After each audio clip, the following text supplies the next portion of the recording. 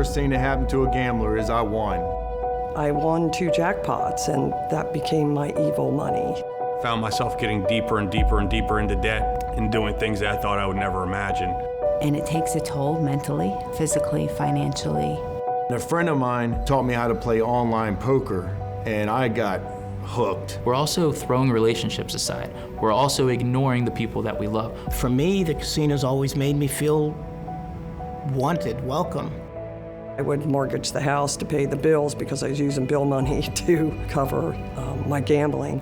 I decided the only way I could do this in a short period of time was to commit a crime. Gambling addiction has the highest risk of suicide because it's so financially devastating. Problems don't fix themselves. He's making his life count for something. So we hope watching these stories will help you realize, no matter what situation you're in, that you're not alone. Hi, my name is Will Hemman. I'm a certified peer recovery sports specialist and a peer supervisor at the Maryland Center of Excellence on Problem Gambling. I'm also a person in long-term recovery from a gambling addiction. I can relate on a lot of different levels.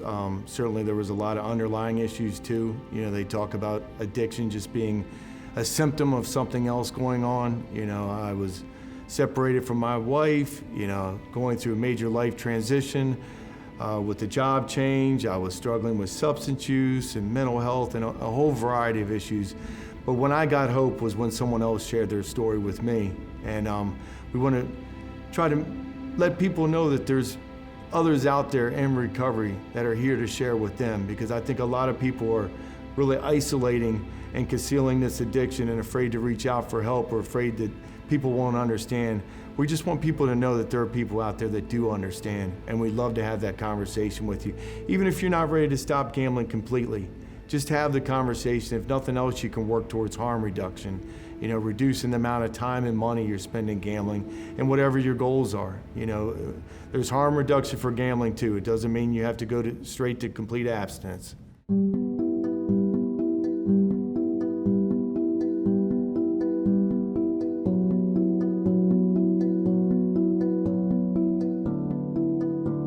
Hello, my name is Jim Nolan. Years and years ago, in another life it seems, I used to gamble and I used to have fun, and that's how it started for me. And over time, it developed into a passion. Over time, that excitement of winning in blackjack just was amazing. The feeling I would get from it, I couldn't compare it to anything. It got to the point where I would make regular trips to Atlantic City at the time because we didn't have the casinos here in Maryland, and I would gamble. I now realize that eventually I had to gamble for higher and higher amounts of money to get that same high, that same great feeling of the win. And it was all about the action. I never thought I had a gambling problem. Never in a million years did I think it was an issue because I paid my bills. Even though on occasion I had to pay minimum payments or I had to put something off, but I still paid my bills. I got to the point where I had to hide it from my wife. I knew he had a gambling problem before we were married, but I went into denial. Whenever she thought I was gambling, obviously I had to deny it. My stomach was always an issue. I shocked I didn't have an ulcer or something. And it wasn't from the gambling, it was from the lying, deception, manipulation I had to do to hide my gambling. But I became good at it. It's what I had to do. It's possible to be worn out by living in fear and not knowing, whether your partner is telling you the truth or not. It's, of course, lying about gambling, but just feeling like you can't trust someone. It got to the point where I lost quite a bit of money. I lost my stash on one trip to Atlantic City. I didn't accept the fact that I lost my stash. Totally unacceptable. It didn't matter how much I lost, I could always win it back. That was my thought, that was my belief. After this, I went back and naturally, I lost more. And now I was in a dilemma. Now I'm gonna be stuck because my wife's gonna be looking for my portion of the bills, rent, mortgage, and obviously I don't have the money. So this time I went into our joint accounts and I got cash advances. I accumulated enough money that in my mind, I could go back to Atlantic City and win it back. Apparently they never got the memo because it picked up right where it left off and they cleaned me out. Now I'm driving home and I'm in desperation mode. I still don't think I have a gambling problem. In my mind, I have a money issue. I've got to figure out a way to come up with enough money to be able to get everything back to where it's supposed to be, put the money back in the accounts. I decided the only way I could do this in a short period of time was to commit a crime. I still think and I believe in my heart of hearts that a true addict can pretty much justify anything in their mind if they get desperate. I was actually a police officer, Prince George's County Police, when this happened, and I decided to rob a bank. And we have some breaking news to tell you about right now. Police, as you can see here during a live shot, It didn't go the way I expected it or wanted it to go, obviously. And when I wound up leaving, I went home and I must have looked a mess because my wife looked at me and asked, "What's the matter?" I told her I'd been gambling because at that time my back was against the wall. She's going to realize there's no money in the accounts, the credit card bills are going to start rolling in. Surprisingly, she looked at me and she said, "What else?" And at that time I told her I even thought about committing a crime.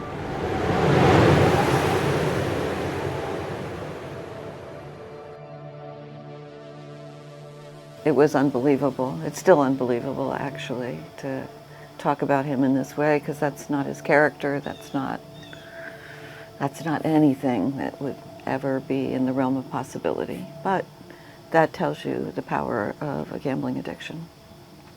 You know, it took over in a way that his values weren't his values anymore. So that's very scary. She got up and she got a folder, and the folder was for Taylor Manor Hospital, which was an inpatient treatment facility. I still didn't think I had an issue with gambling, but my wife did, and my back was against the wall, so I agreed. I went to Taylor Manor Hospital, and they admitted me for 30 days. That was on a Monday. Well, that Thursday, 2 Maryland State Troopers came to Taylor Manor Hospital, and they arrested me for attempt robbery. My life as I knew it was over. At that time, I felt like the only thing left was suicide. And when I decided that, I had a calm about me that just was unbelievable. Once I decided that was my next course. The last thing I expected when I left the District Court Commissioner's office was for my wife, my father, and my sister-in-law to be there waiting for me. I was a mess. And they convinced me to go back to Taylor Manor Hospital. At Taylor Manor Hospital, they put me on suicide watch. Very humbling. And after about 3 or 4 days, I remember that Sunday morning, one of the staff members came in and asked if it was my birthday or something. And as I told them no, they proceeded to give me balloons and cards and letters. I realized that my family still loves me. All this craziness in my life, my family still loves me. And for the first time in my life, I realized I have a gambling problem. I have a disease. I still took ownership for what I did, but I have a problem. And I started recovery. I started going to Gamblers Anonymous meetings. I started getting regular therapy. And the thing about recovery, as I'm sitting back in the GA meetings, I'm thinking that one good trip to Atlantic City, I could get out of this financial mess that I'm in. Because that's what we do. That's what I did. I was still an addict. I still had problems. This December will be 35 years since I've been in recovery. So for years I've been going to GA meetings. And the more I go, the more I realize that people that continue to go and stay involved in the program have a better chance of keeping this disease in check. I retired from the sales position after 30 years. I'm in recovery. I have a life better than one that I could have ever imagined having when I was gambling. I found a position at the University of Maryland Center of Excellence on Problem Gambling as a peer recovery specialist. It gives me a chance to help individuals that are struggling with this disease. I can relate to what they're going through. I can let them know that there is hope. There's a chance for a healthy life if we work on the disease. She is my rock. She has helped me in more ways than I could ever imagine. You know, a lot of good things have happened out of bad. You know, that's, you know, not to be philosophical, but that's, you know, it's serendipity. Out of bad does come good. And when I cut the grass, I can sit on my porch swing and I can enjoy the view. I can enjoy the smallest things in life now and appreciate them for what they are. And when I was gambling, there was no way I could do that. So I enjoy life itself.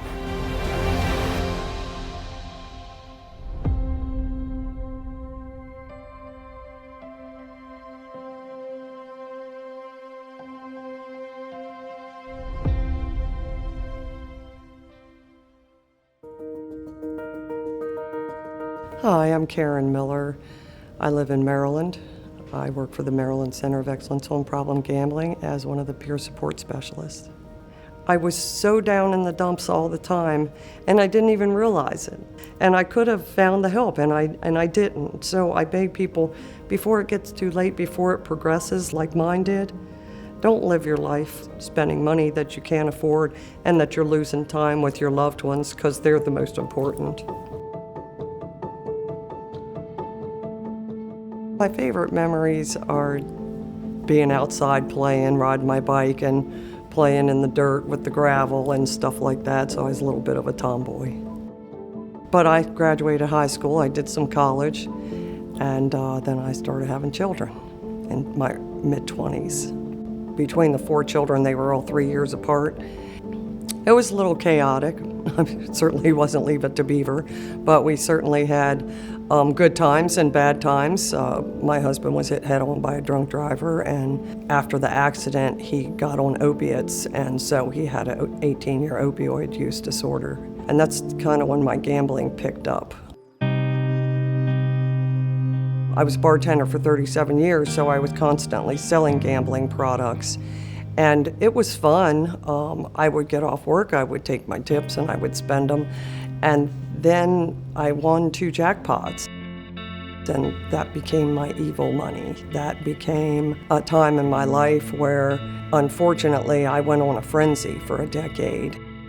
So when I would leave the casino or wherever I was gambling, I would always leave feeling so dejected, embarrassed, and mad at myself. I would say, I've got to go back and recoup that money somehow. After I worked my shift at the restaurant, I would go out and buy scratch-offs. I would get my fix by doing the scratch-offs, and I would go home and sit there and mindlessly do that till 4 or 5 o'clock in the morning, and then I'd lay down for a couple of hours, and then I'd have to get my kids off to school again. So it was a big, vicious cycle. And I mortgaged our house, and I took out credit card loans, unbeknownst to my husband, so I could deceive him on how much I was spending on my gambling. It was a sad time in my life as well, now that I look back. I would lose, I would get angry at myself and say, I'm never gambling again. And within a couple days, I would forgive myself and I'd say, okay, well, maybe I can go win that money back that I just lost. People say that gamblers lose a lot of money, but we lose time. I lost all that time. Honestly, didn't know that what I had was an addiction. You know, I didn't know that gambling was an addiction. I just knew I had a problem and I knew I didn't care. I remember when I was sitting in the casino parking lot trying to figure out how I could get money into my checking account from my home equity loan, and it wouldn't let me do it on the phone. And so I had to call the banking establishment to say, hey, how do I get some of this money out of there? It took me 45 or 50 minutes to do that, and then I finally could go in and gamble that away. So I knew that that's when I had a problem. If I could go back, I would find resources to help myself. I never did anything like that. I never called 1-800-GAMBLER. I just was on such a selfish path. I did, however, start a nonprofit organization and started helping families. Since I worked the bar at night, I was able to help other families. I love her for who she is, but she's helped out so many people now. I mean, she's turned her life around and doesn't do the gambling anymore and doesn't, you know, she never was a problem with drugs, but she's been helping people get off drugs and gambling for years. She's helped hundreds and hundreds of people and looking for the next one to heal. And it's pretty impressive, really, when you think about it. She works, I think she works too hard. Keeps me out of trouble when I work hard. And I'm 5 years in recovery. So being blessed to have that in our lives today gives me the strength to give other people hope. That's why I work for the center.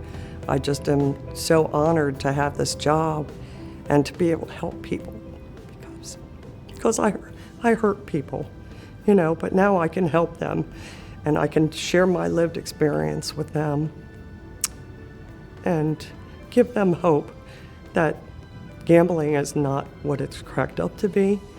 Gambling, if you have a problem, you need to seek services, you need to seek resources and treatment if that's what you need, because we can't continue to beat ourselves up for the rest of our lives with an addiction it's not curable, but it certainly is treatable.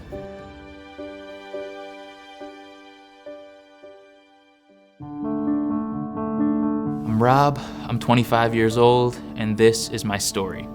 Growing up, my friends and I loved to watch sports. Be hanging out with friends at 7 because that's when the baseball game would start. No matter what the event was, we were watching a game. Same with my family. It was always present in my life. Family events would start at 1 on a Sunday for the football kickoff. And when I was 18 and I found out about daily fantasy sports, it was a no-brainer that I was going to get involved with it. Maryland's Attorney General wants lawmakers to take a closer look at daily fantasy sports games. But to the extent that I got involved with it became a problem very quickly. So my friends and I would meet up, we'd be watching the game, we'd have our money on the contests, and it'd be fun. But then at 10 o'clock when that game would end, they'd go to sleep. Win or loss, they didn't care. I did.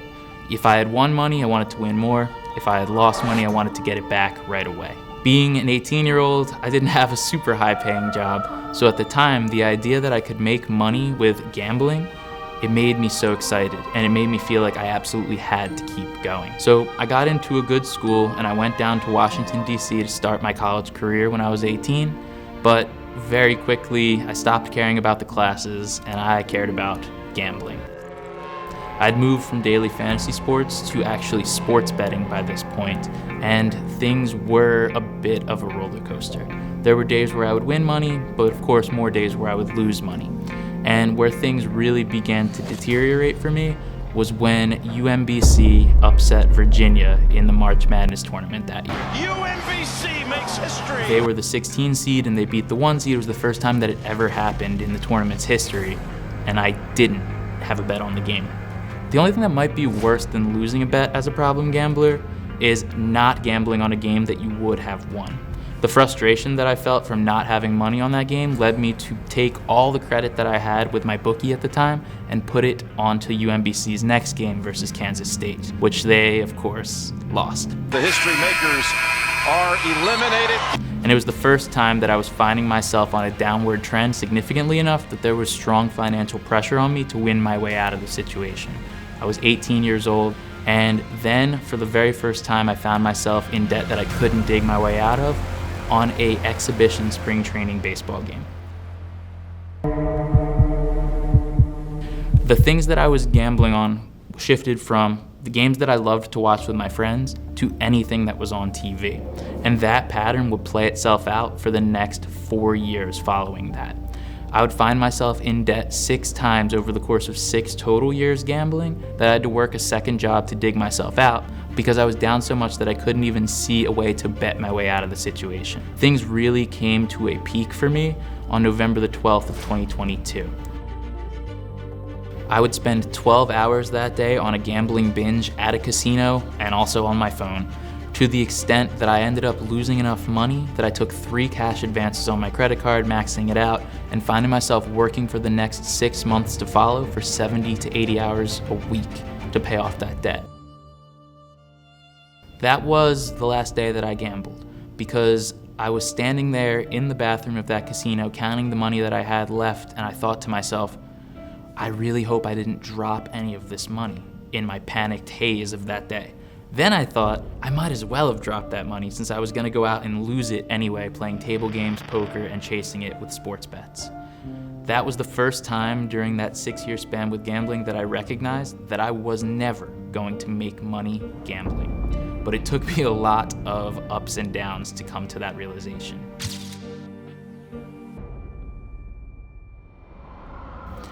Following that day, I got myself some help. I started going to support group meetings, and it really began to make a difference in my life to add financial controls and just find some other things to do.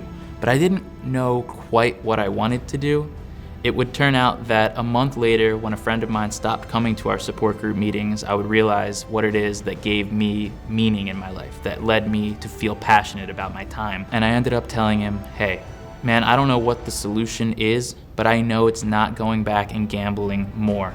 And something that I said clicked with him. He came back in, and that made me feel good for the first time in 6 years, because I had finally done something that wasn't for myself, which led me to eventually begin creating content about my gambling addiction story and recovery journey to try to help other people avoid making the same mistakes with their life that I made with mine.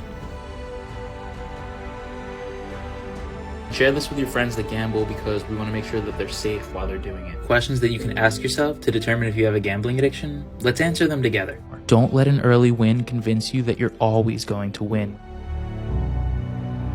It's easy for me to say that if you have a problem, you should seek help, but I think that a step that is more tangible to make is that if you feel like you have a problem, tell someone about it. Because if you keep it to yourself, it begins to fester and grow. You might know that you have a problem and you might not be ready to seek help today, but if someone else knows that you're going through the situation, those conversations are gonna start to flow, and eventually you're gonna find yourself getting the help that you need. Hey, how you doing? My name is Adam Joseph, and I'm a recovering gambler. To the glory of God, I celebrate 690 days clean and sober from my addiction. Started way back in the year 2000. I was 20 years old.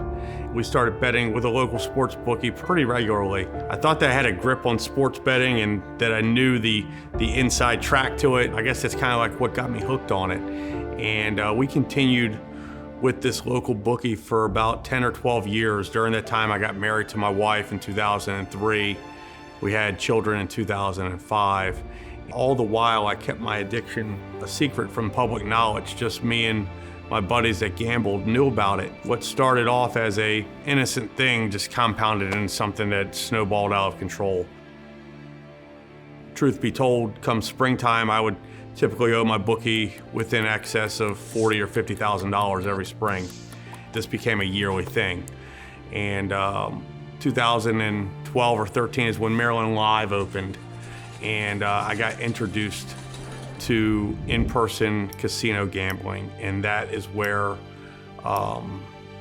it just took off.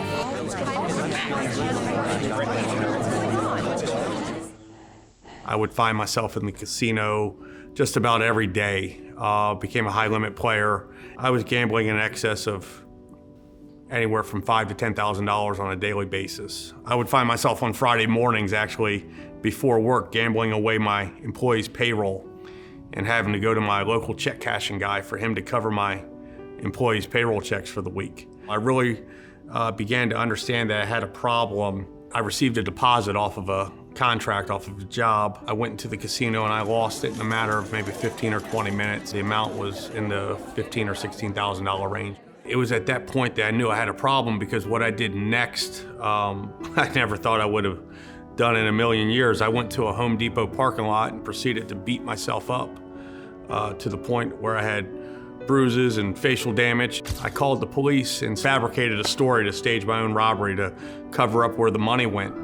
And my wife and brother came there, and I came to the police station and told them my false story, and the investigator believed none of it.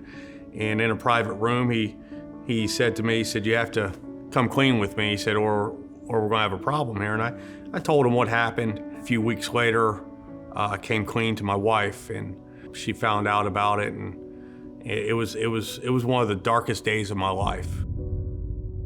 My wife, who's a very strong person, for the first time I seen and heard her cry because she realized she was living with two different people. He was Jekyll and I was Hyde. Jekyll would go out and have fun, and Hyde would wake up with this big mess and didn't know what happened and had to clean it up. He was like a total stranger. And he turned into someone that I couldn't trust. When it became public, me and my wife started having our marital problems. You know, we had problems just like any other married couple, but now it was compounded. Now things made sense to why we were in the financial hardships that we were. My body was present, but my mind was always what he was doing and where was he going and what was he trying to hide. And I had to learn that I couldn't fight his addiction. He had to choose to fight it for himself, because his addiction was becoming my obsession. And over the next few years, I quote unquote quit. I just learned how to hide it better. My wife would track me with GPS monitors and things like that, and I just learned how to get around them better.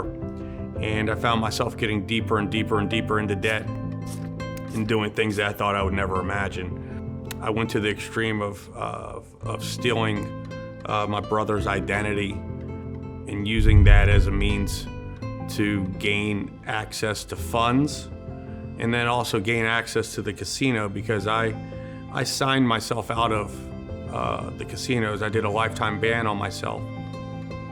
You know, you think about what does it take for somebody to stop gambling? Is it,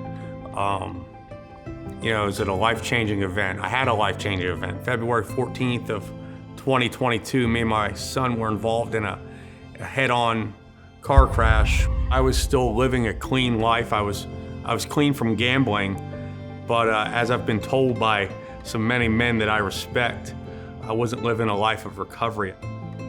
I got plugged into Celebrate Recovery, which is a faith-based recovery program, and I got plugged into Gamblers Anonymous. These programs are what saved my life. This addictive lifestyle, it runs in secret. It's done in secret. It's done in the dark.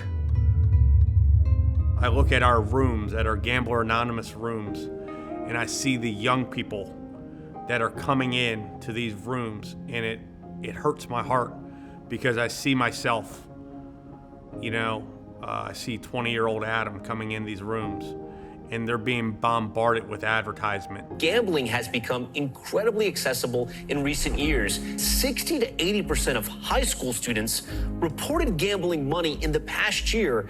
It's just gotten so accepted. Can you do the right thing? Can you be a person of integrity when nobody's watching you, when nobody's looking? Can you still do the right thing? Can you do the right thing if you don't have a stage? Can you do the right thing if nobody's paying attention? And that is when recovery started in my life. And that's when my wife started to see the change in me. I learned to just take it day by day. He got through this day. He didn't gamble today, so we could celebrate today. And it's just literally one day at a time. I'm coming up on 2 years clean, and that's like the biggest milestone that I can think of, because I never had that much clean time.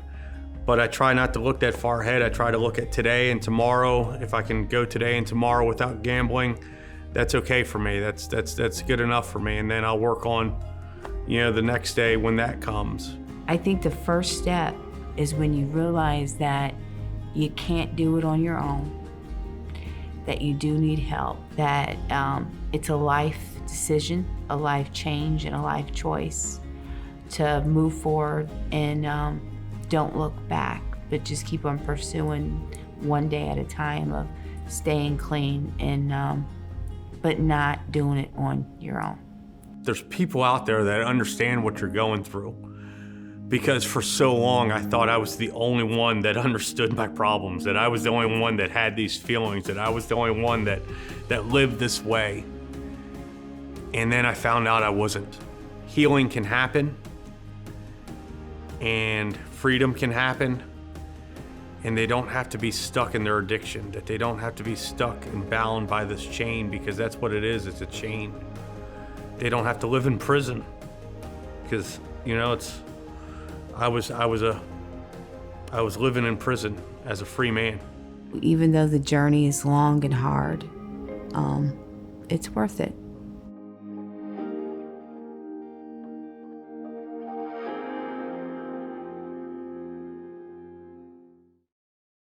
When I saw hope was when someone shared their story with me, you know, and I was able to resonate with it.